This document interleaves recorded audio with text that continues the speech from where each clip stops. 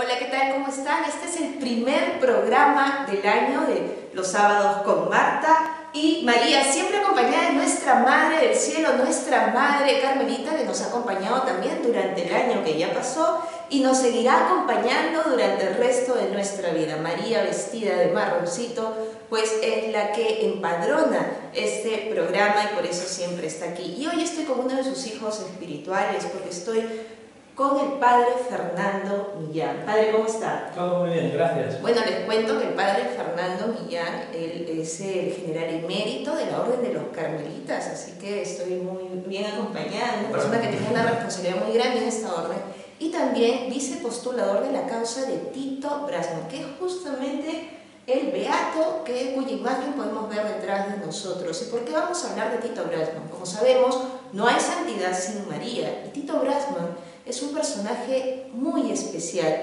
y Dios mediante podría estar siendo canonizado este año, ¿no es así, padre? Probablemente, sí. Probablemente, así que todos vamos a orar. Yo tengo en mis manos libros que nos hablan sobre la espiritualidad carmelita, obviamente, pero que están relacionadas con la vida de Tito Brasman. Y el primer encuentro que yo tuve particularmente con este beato futuro santo ha sido con este libro que resulta escrito el padre Fernando. Yo lo leí en Lima, pero no estamos en Lima, Perú en estos momentos. ¿Dónde nos encontramos, padre? Bueno, estaríamos muy bien en Lima también, pero estamos en el Colegio Santa María del Carmen, en la parroquia Santísimo Cristo de la Esperanza, que es una comunidad carmelita de Madrid, donde vivimos una pequeña comunidad de carmelitas. Y bueno, para mí un sitio muy especial, pues porque aquí en este colegio entré con 5 años, recibí la primera comunión, recibí la confirmación, la ordenación sacerdotal, celebré el funeral de mi madre, en fin, un lugar pues muy unido a mi familia y a mi propia historia personal. ¿Y a su historia de fe? Fundamentalmente, yo aquí recibí, no voy a decir la fe, porque ya la fe la había recibido en casa antes, pero sí la profundicé en la fe, crecí en la vocación carmelita y bueno, pues aquí comenzó mi vocación y mi historia como carmelita. Y antes de hablar de Tito Brasman, que es quien, vamos a decir así, engalana este programa, ¿cuál es su relación personal con la Virgen del Carmen? Bueno, para nosotros carmelitas María ocupa un lugar fundamental, entonces, de hecho, anticipo un poquito, el mismo padre Tito dice que él se enamoró del carisma carmelitano por dos cosas, porque es un espíritu de oración y de intimidad con el Señor, y por la tierna devoción mariana, por la tierna devoción a la Virgen. Entonces, para nosotros carmelitas, pues María es una figura fundamental en nuestro carisma, en nuestra espiritualidad, en nuestra historia, en nuestra simbología. Es decir, para un carmelita María es fundamental, ¿no? Sí, debería ser fundamental también para la vida de todo católico, de todo cristiano, ¿no? Es nuestra madre y particularmente ahora vamos a hablar sobre Tito Brasman. ¿Quién fue Tito Brasman? Bueno, pues Tito Brasman fue un carmelita holandés, él era de la región más al norte de Holanda, la Frisia. Fue un carmelita que se doctoró en filosofía en Roma, fue profesor universitario. Es muy difícil resumir su vida porque tiene muchas dimensiones, pero muy brevemente fue profesor universitario y fue también periodista profesional. Él fue un periodista que reflexionó sobre el rol del periodismo en la sociedad moderna y que por el enfrentamiento que tuvo con el gobierno nacionalsocialista en 1942 fue detenido. Pasó por varios campos de concentración hasta que murió el 26 de julio de 1942 en el campo de concentración de Dachau. Entonces podemos decir, fundamental, carmelita, periodista, profesor universitario, traductor, en fin, tiene también muchas otras dimensiones, y mártir, porque fue beatificado como mártir por el Papa San Juan Pablo II en noviembre de 1985, 3 de noviembre de 1985. ¿Cómo es que empieza la causa para llevarlo a los altares? Bueno, ha sido una causa muy compleja, muy complicada, porque bueno, él tuvo fama de santidad desde el primer momento. Yo conservo una carta de agosto de 1942, 15 días después de su muerte, donde un carmelita holandés le cuenta a un carmelita español, al padre Siberta, otro gran carmelita, que está también en proceso de beatificación, le cuenta que ha muerto el padre Tito y que las monjas de clausura le rezan, que los protestantes tienen un cariño especial por él, varios protestantes declararon en el proceso de beatificación, que van a empezar a preguntar cómo se lleva adelante un proceso de beatificación. Luego, claro, por causa de la guerra esto se paralizó y empezó el proceso propiamente dicho en el año 56.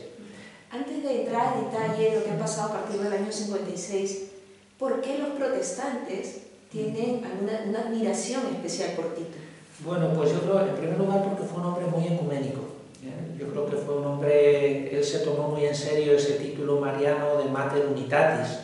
Es decir, el que es mariano tiene que ser ecuménico, porque María nos lleva a la unión, a la comunión, Entonces él fue un hombre en un país de gran mayoría protestante, allí los católicos son una minoría, entonces él fue un hombre muy ecuménico, no solamente con los protestantes, sino también con el mundo griego, el mundo oriental.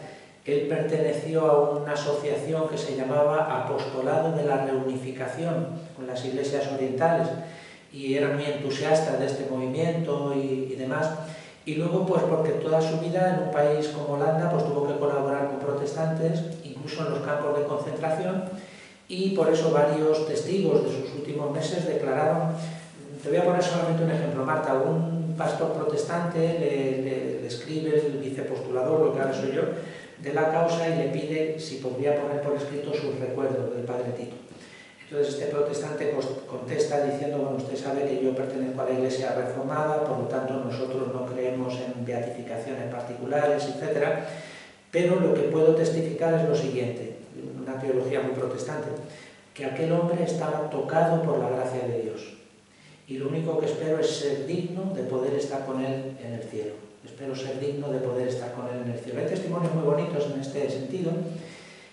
Otro que quizá os pueda interesar para este tipo de programa, pues mira, en el año, por ahí por los años 30, el padre Tito organiza un congreso mariano en Nimega y bueno, él es consciente de que incluso una procesión de la Virgen, que entonces en Holanda, una cosa un poquito rara, ¿verdad?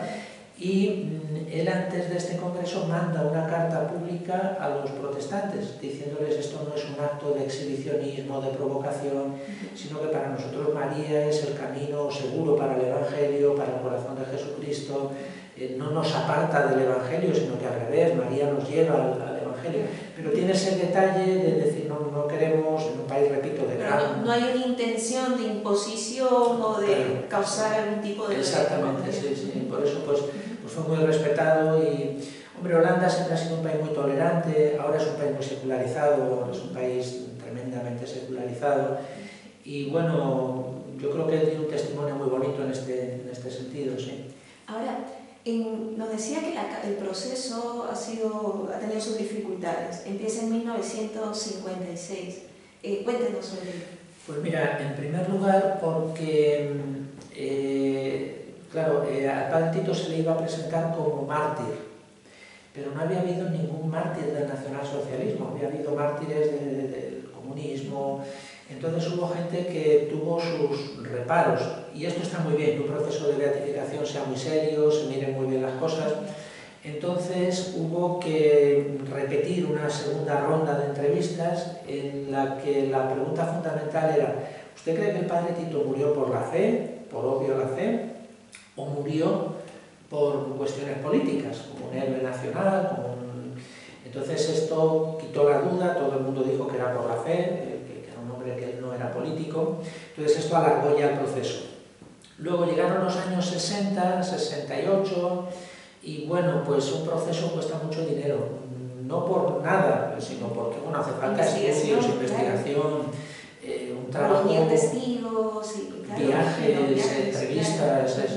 Entonces la provincia de Holanda decidió pues dejarlo, o sea, dijeron, bueno, para nosotros es un ejemplo, es un testimonio, pero bueno, vamos a emplear esas fuerzas y ese dinero pues en las misiones, en los pobres, bueno, era fruto de una sensibilidad de aquellos años, ¿no? Y unos años después pues se retoma otra vez, ¿no? Yo creo que merece la pena porque no es un proceso para que la orden se ponga una medalla, sino que es proponer, compartir con la Iglesia, con el mundo entero, el testimonio del padre Tito.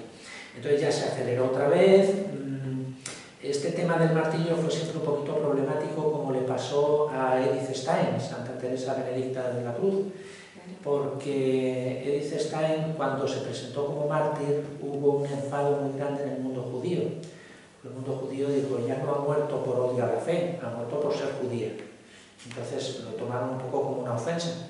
Pero el postulador fue muy sabio y dijo, bueno, la causa última ha sido por ser judía, pero la causa inmediata de la detención de Edith Stein fue la carta que publicaron los obispos holandeses en el año 42 contra el gobierno de ocupación. Entonces, en cierto modo, se ha muerto por odio a la fe, ¿no? Sí. Y luego, lo hago muy breve, hay un detalle que fue providencial. Cuando detienen al padre Tito, dos secciones de la Gestapo se pelean acerca de quién va a llevar el proceso adelante. Una era la sección dedicada a la prensa, por tanto el padre Tito lo detienen por periodista, y la otra era por motivos religiosos, la relación con las iglesias. Y finalmente se lleva el proceso por motivos religiosos, el sargento judicial Hardene.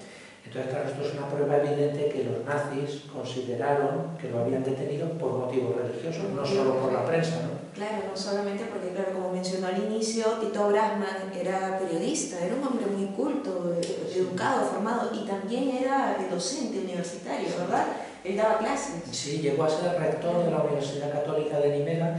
Él fue profesor desde el primer momento, desde el año 23, porque en Holanda no había una universidad católica, era un sueño. De hecho, no se restablece el episcopado católico en Holanda hasta mediados del siglo XIX, que era un país totalmente calvinista. Pues a mediados del siglo XIX se restablece el episcopado, vuelve la vida religiosa y en el año 1923 se funda la Universidad Católica y él fue profesor desde el primer momento. Pero es que incluso llegó a ser rector de la universidad en el año 32, la máxima autoridad de la universidad. De un ente educativo y de educación superior. Yo quería hacerle la consulta ahora. Como sabemos, para poder ser declarado beato se necesita la prueba de un milagro que la ciencia también no puede explicar. ¿Cuál fue aquel milagro que llevó a Tito Brasman a ser considerado beato de la Iglesia Católica? Bueno, una precisión, realmente para ser beato, si es mártir, no necesita milagros, si es mártir. Es cierto, sí. Pero para ser santo sí, porque hay gente que a mí me dice, bueno, pero si eres mártir, ¿por qué hace falta el milagro? Entonces, bueno, pues ha habido varios presuntos milagros, ¿sabes? En este hay que ser muy prudentes, algunos muy bonitos. Yo he tenido ocasión de hablar con personas, pues mira, por ejemplo, una católica inglesa que procedía del mundo protestante, convertida. Entonces ella me dijo, mire padre, a nosotros todo esto de reliquias, novenas, nos parece un poco superstición, pero ella tenía un cáncer terrible y dice, cuando uno está desesperado se agarra a lo que sea, ¿verdad? Y entonces hizo la novena y se curó. Pero este no es el milagro que presentamos. El milagro que se presentó es el de un carmelita en Boca Ratón, en Estados Unidos, en Florida, que tenía unas manchas en la cabeza. Él era de origen irlandés, por lo tanto muy blanco, y claro, en Miami ya es casi tropical. Y entonces le salían heridas, él se curaba, manchas, hasta que fue al médico y le dijo el médico, mire, esto es un cáncer de piel, que es el más fácil de curar si se pilla a tiempo, pero usted ha venido 2 años tarde. Ya tenía la cabeza muy deformada y demás. Entonces le dijo, mira, hay metástasis, grado 4, pues esto es un año de vida, ¿no? Una cosa así. Entonces el obispo fue a la parroquia nuestra, Carmelita, y para decir que iban a cambiar el párroco y demás, y vio una estatua del padre Tito, una imagen, y preguntó, ¿este quién es? Pues es un carmelita holandés que murió en el campo de concentración. Tal. Ah, pues récenle para la curación de su párroco. Bueno, pues esto pasó hace 14 años, y el padre Michael Driscoll, que es un hombre, pues sigue vivo y sí, o sea que fue toda una parroquia pidiendo al padre Tito por la curación de este hombre. ¿Y dónde actualmente está el padre? Él sigue en Estados Unidos, sí, vendrá por supuesto a la canonización. Claro que sí. Pero es increíble cuando la ciencia declara un tiempo, la última palabra siempre la da Dios, y a través de sus, yo digo sus amigos, los santos, sus amigos, porque claro, han vivido o han buscado vivir esa virtud para poder estar cerca del Señor, pues podemos obtener esas gracias especiales. Vamos a hacer una breve pausa, ¿le parece, padre? Cuando regresemos, pues seguiremos hablando más del padre Tito y también para que nos cuente sobre estos libros que llevo yo en la mano. ¿Le parece? Bien, estupendo. Ya venimos. En pausa.